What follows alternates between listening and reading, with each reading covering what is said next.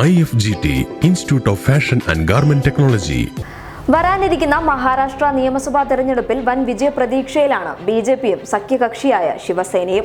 കോൺഗ്രസിനും NCPക്കും മുന്നിലുള്ള വെല്ലുവിളി കഴിഞ്ഞ തവണത്തേക്കാൾ ഇത്തവണ സീറ്റ് വർദ്ധിപ്പിക്കാൻ സഹായകമാകും എന്നാണ് ഇവരുടെ പ്രതീക്ഷ.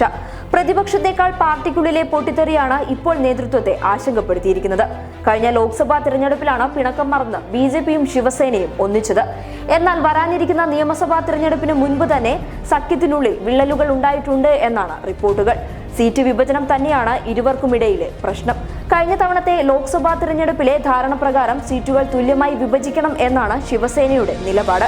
എന്നാൽ ഒറ്റയ്ക്ക് മത്സരിച്ചാൽ തന്നെ ഭരണം പിടിക്കാമെന്ന നിലയിലാണ് ഇപ്പോൾ BJP ഉള്ളത്. അതുകൊണ്ട് തന്നെ ശിവസേനയ്ക്ക് മുന്നിൽ മുട്ടുമടക്കേണ്ടതില്ല എന്നും കഴിഞ്ഞ തവണത്തെ ശിവസേനയുടെ പ്രകടനം അനുസരിച്ച് മാത്രം അവർക്ക് സീറ്റ് അനുവദിച്ചാൽ മതിയെന്നുമാണ് BJP കേന്ദ്രങ്ങളുടെ നിലപാട്. സീറ്റ് വിഭജന ചർച്ചയിൽ 270 സീറ്റുകളിൽ 135 സീറ്റുകൾ തങ്ങൾക്ക് നൽകണമെന്നാണ് ശിവസേന നേതാക്കൾ മുന്നോട്ട് വെച്ച ആവശ്യം.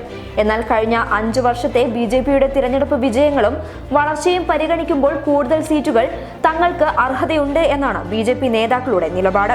270-ൽ 160 സീറ്റുകളാണ് BJP ആവശ്യപ്പെടുന്നത്. ശിവസേനയുമായി സഖ്യം വേണമെന്ന കാര്യത്തിൽ അവ്യക്തത ഇല്ല എന്നാണ് BJP നേതൃത്വം പറയുന്നത്. 2014-ലെ തിരഞ്ഞെടുപ്പ് ഫലത്തിന്റെ ബലത്തിലാണ് BJP കൂടുതൽ സീറ്റെന്ന ആവശ്യം മുന്നോട്ട് വയ്ക്കുന്നത്. 2014-ൽ സീറ്റ് വിഭജനത്തെ ചൊല്ലി BJPയും ശിവസേനയും തെറ്റിപ്പിരിക്കുകയായിരുന്നു. ഒറ്റയ്ക്ക് മത്സരിച്ച BJP 122 സീറ്റുകളിലും ശിവസേന 63 സീറ്റുകളിലും വിജയം നേടി. തിരഞ്ഞെടുപ്പിന് ശേഷം ഇരുവരും വീണ്ടും സഖ്യത്തിലായാണ് സർക്കാർ രൂപീകരിച്ചത്. എന്നാൽ 2014-ലെ രാഷ്ട്രീയ സാഹചര്യങ്ങൾ മാറിയത് ശിവസേന മനസ്സിലാക്കണമെന്ന് BJP നേതാക്കൾ പറയുന്നു. 2014-ൽ 38 BJP സ്ഥാനാർത്ഥികളാണ് രണ്ടാമത് എത്തിയത്. 37 ശിവസേനയും. ആ കണക്കുകൾ കൂടി ചേർത്താൽ 160 BJPക്കും 100 ശിവസേനയ്ക്കുമാണ് പ്രതീക്ഷ. 28 സീറ്റുകളിൽ ശിവസേനയോ BJPയോ കാര്യമായ മുന്നേറ്റം നടത്തിയിരുന്നില്ല. ഈ സീറ്റുകൾ ഇരു പാർട്ടികൾക്കുമിടയിൽ തുല്യമായി വീതിച്ചാൽ 174 സീറ്റുകൾ BJPക്കും 114 സീറ്റുകൾ ശിവസേനയ്ക്കും നൽകണം. ഈ കണക്കുകൾ ഉയർത്തിയാണ് BJP കൂടുതൽ സീറ്റിന് അവകാശവാദം ഉന്നയിക്കുന്നത്. നിയമസഭാ തെരഞ്ഞെടുപ്പിലും BJP ശിവസേന സഖ്യം തുടരുമെന്നും ദേവേന്ദ്ര ഫട്നാവിസ് മുഖ്യമന്ത്രിയാകുമെന്നും BJP അധ്യക്ഷൻ അമിത് ഷാ പറഞ്ഞിരുന്നു. അതേസമയം സീറ്റ് വിഭജനത്തിൽ ഉടക്കി ശിവസേന BJP ബന്ധം അവസാനിപ്പിച്ചാലും BJPക്ക് തിരിച്ചടിയാകുമെന്ന് കരുതുന്നില്ല.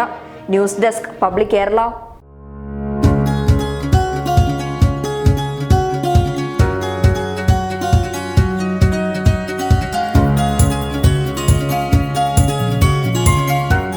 ഇനി സേവനങ്ങൾ വിരൽത്തുമ്പിൽ. ബിസ്മി home nursing service, Anangoor, Kasaragod.